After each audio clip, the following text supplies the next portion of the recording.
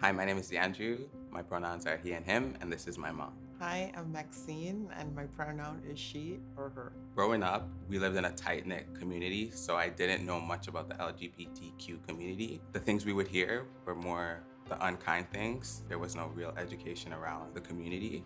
I knew something was different about myself, but I didn't know exactly what it was. I was just known more of a tomboy. I ended up being the only girl to make the boys soccer team, which was pretty amazing. And I felt at home there, but it was something that I couldn't express with anybody else. And then when I got into grade 8, I was bullied when I was called a lesbian.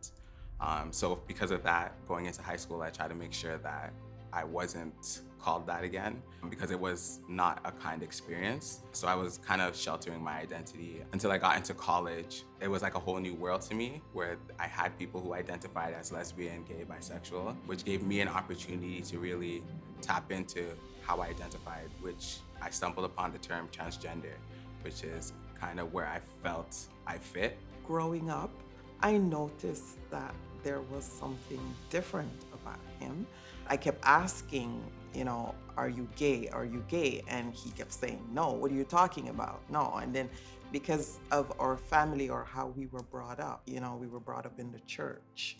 And that was a no-no. My child cannot be, at the time, one of those kind of people, I would say, He got to college and that's when, he finally said to me, Mom, I'm gay. I was distraught, yes. His brother said to me, Mom, let me ask you a question.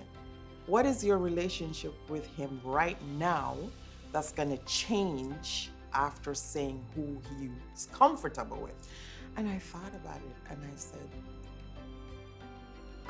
really nothing, because we've been the same. His personality is still the same, caring, kind, loving child.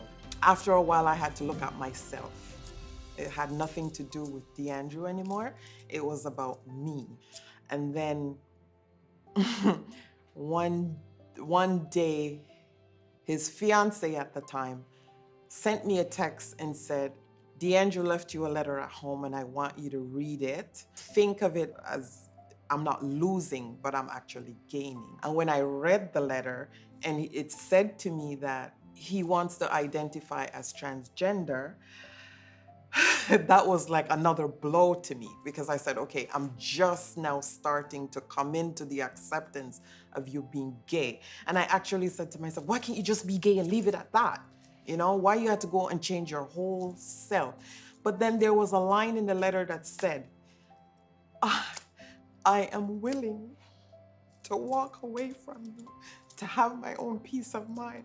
And I thought, there's no way I'm gonna let my kid go out and try to figure this whole thing out all by himself. And even then, I called him and I said, okay, I read the letter. This is what you're saying to me.